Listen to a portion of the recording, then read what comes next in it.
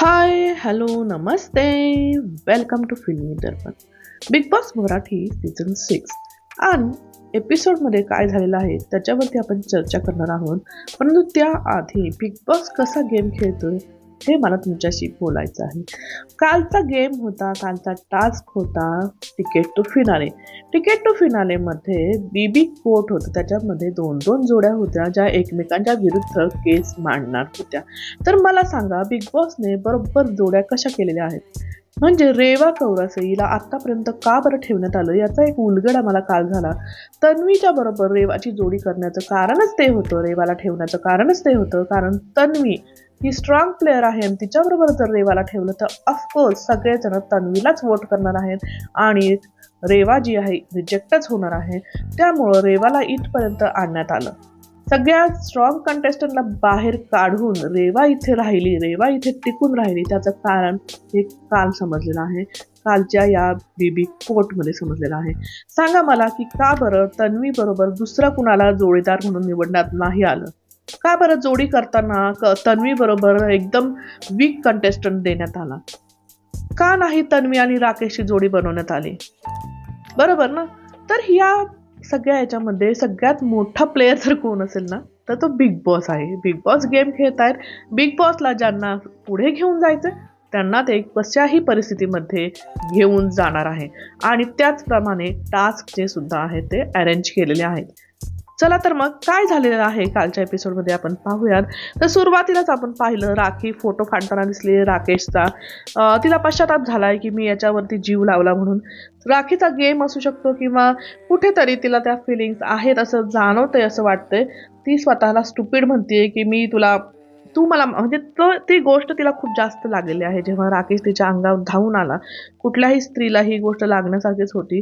विशाल आणि राकेशचं जे भांडण झालं हे सगळ्यांना दिसलं, परंतु जेव्हा राकेश राखीच्या अंगावर धावून आला हे प्रेक्षकांना नाही जाणवलं का. एका स्त्रीच्या अंगावरती हा व्यक्ती धावून आला अगदी मारण्यासाठी. ही गोष्ट राखीला पण खूप लागलेली आहे आणि ज्यांनी हा शो सिरियसली पाहिला असेल त्यांना सुद्धा जाणवलं असेल की जेव्हा आपण विशालला नावं ठेवतो तेवढाच किंवा त्याच्यापेक्षा जास्त मला वाटतं एका स्त्रीच्या अंगावर धावून जाणारा व्यक्ती कसा असू शकेल. तन्वी आणि रेवा कंटिन्युअसली त्या अनुश्रीला मागे खेचण्याचा प्रयत्न करतायत. कंटिन्युअसली तिच्याबद्दल मागे बोलतायत. आज सुद्धा तन्वी म्हणते की अनुश्रीचा ॲरोगन्स बाहेर दिसला असेल. रेवा म्हणते तिला फुटेज द्यायला नको. म्हणजे कंटिन्युअसली त्यांना अनुश्रीबद्दल जे भीती वाटते, कारण ती एक स्ट्रॉंग कंटेस्टंट आहे त्याच्यामुळं तिच्याबद्दल नेहमी बॅकबिचिंग केलं जातं. इकडे राकेशची राखी बोलते की बाबा तुमचा जो ग्रुप आहे त्याच्यामध्ये एकच मुलगी खेळते आणि तुम्ही तिच्या जीवावरती पुढे गेलेला आहात, ती आहे तन्वी. आणि इथं राकेश सांगतो की मला तू काही भडकवण्याचा प्रयत्न करू नको, माझा पूर्ण ग्रुप मला पुढे घेऊन जायचा आहे आणि त्याच्यापैकी कोणीही जिंकलं तरी मी विन झाल्यासारखं आहे, व्हिक्ट्री आहे माझ्यासाठी. म्हणजे अजूनही तुम्ही ग्रुपमध्येच खेळताय. तुम्हाला असं जाणवतच नाहीये की तुम्ही इंडिव्हिज्युअल आहात, तुम्ही इंडिव्हिज्युअल खेळायला आलेला आहात. अजूनही शेवटपर्यंत तुम्हाला ग्रुपलाच घेऊन जायचं आहे. इकडे राखी विशाल आणि अनुश्री बोलताना दिसत आहे की बाबा काटा नसता, विशाल म्हणतो की काटा नसता तर टोळी नसती, काट्यामधनंच टोळी निघालेली आहे. म्हणजे काट्यालाच टक्कर देण्यासाठी ते टोळीमधनंच काटा निघालेला आहे. टोळी नसती तर काटा नसता असं विशाल म्हणतोय, कारण टोळीमधनंच काटा निर्माण झालेला आहे. टोळीला हरवण्यासाठी काट्याची निर्मिती झाली. म्हणजे जेव्हा रितेश सरांनी विचारलं तेव्हा यांना नाव सुद्धा माहिती नव्हतं, परंतु टोळीला हे करणारा काटा म्हणून त्यांनी काटा हे नाव ठेवलेलं आहे. आणि बाप तो बाप होत आहे असं विशाल इथं म्हणतोय. रेवाचा जे फेवरिझम आहे ना ते इथं दिसतंय ड्युटीमध्ये. ते तन्वीला म्हणते की तुला हवी ती ड्युटी कर, बरोबर, आणि बाकीच्यांना मात्र जबरदस्ती ड्युटी करायला लावते. तिच्या टीमला मात्र तिच्या स्वतःच्या मर्जीने ड्युटी करायला सांगते आणि अनुश्रीला मात्र टार्गेट करते. ही गोष्ट खूप खटकण्यासारखी आहे. रेवाचा जो चेहरा आहे हा इथं आपल्याला दिसतोय. कुठेही म्हणजे किती फेवरिझम ती करते बघा. नंतर राखी जे आहे ते तन्वीला फुस झाली म्हणते. म्हणजे तिचं भांडण जे आहे ना, दुसरं कोणी बोललं की त्याच्यामध्ये येऊन मग हे चुकीचं हे बरोबर हे करणं, हेच तिचं जे गेम जो आहे तोच होता तन्वीचा. हे ती तिथं क्लिअर करते. तिचं बऱ्याच गोष्टी राखी जी आहे ती सांगते की तुझी औकात नाही विशाल बरोबर भांडायची. त्यावेळेस तन्वी इथं उठती आणि म्हणते की माझं चुकीचं बोलायचं नाहीये, ट्रॉफीचे हक्कदार मीच आहे, एक मुलगीच या ट्रॉफीवरती नाव कोरवणार आहे आणि ती आहे तन्वी कोलते. तर असं हे राखी आणि तन्वीचं चाललेलं आहे. विशाल इथे खूप फ्रस्ट्रेट झालेला दिसतोय. तो म्हणतो की ज्यांच्यावर मी जीव लावला तेच गेले, मी एकटा पडलोय. आणि हा गेम त्याच्यासाठी खूप ही जर्नी डिफिकल्ट होती. खरोखरच विशालसाठी ही जर्नी खूप डिफिकल्ट होती, कारण सगळ्यात जास्त त्याला हेट मिळालेली आहे. सगळ्यात जास्त त्याला त्याच्या म्हणजे त्याच्या स्वतःच्या लोकांना सुद्धा त्याच्या विरुद्ध भडकवण्यात आलेलं आहे. सगळे लोक सोडून गेलेले आहेत आणि खूप जास्त हेट विशालला मिळालेली आहे या शोमध्ये. त्यानंतर आपण पाहिलं अनुश्री दीपालीला विचारते की बाबा तू खरंच रेवाला फेवर केलं का जेव्हा कॅप्टन करायचं होतं त्यावेळेस. इथे दीपाली सरळ सरळ नाही म्हणतीये आणि मी कशाला फेवर करू वगैरे, तुझी फेवरेट रेवा आहे ना असं ती सांगते. तेव्हा ती नाही म्हणून सांगते आणि अनुश्री तिला सांगते की तिकीट टू फिनाले आपल्यालाच मिळवायचं आहे, बरोबर. आणि इथे बघा दीपाली ताईंना परत ते अनुश्रीला म्हणते की हे विशालचं डोकं आहे ना, विशालचंच असणार. का विशालचं डोकं असेल? तुला स्वतःचं डोकं नाही का दीपाली, की तिकीट टू फिनाले तुम्ही जे सुरुवातीपासून जे लोक आहेत त्यांनाच मिळायला हवं असं अनुश्री सांगते. ही गोष्ट विशालने सांगायची काय गरज आहे? ही सगळ्यांना गोष्ट समजायला हवी, ती दीपाली ताईला समजत नाहीये. त्यानंतर गेम सुरू होतो, टास्क सुरू होतो, ticket to finale. Ticket to फिनालेमध्ये जी पहिली जोडी होती ती होती तन्वी आणि रेवा.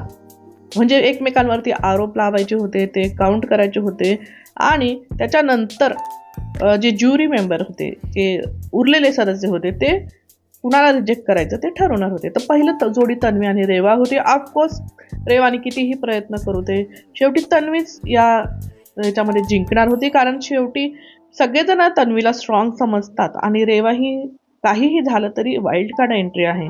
त्यामुळे रेवाने चांगले आरोप लावलेले होते की बाबा ती वीक दिसतेय, वाट बघते खेळण्याची, कमजोर झाली आहे आणि प्रत्येक मुद्द्यात जाऊन मूर्खपणाचं वाटतं. तन्वी सांगते याच्यावरती एन्काउंटर करताना की प्रत्येक मुद्द्यात जाऊन मला भांडणं मूर्खपणाचं वाटतं आणि माझ्यामुळेच तू कॅप्टन झाली. इथे ही तन्वी सांगते बघा.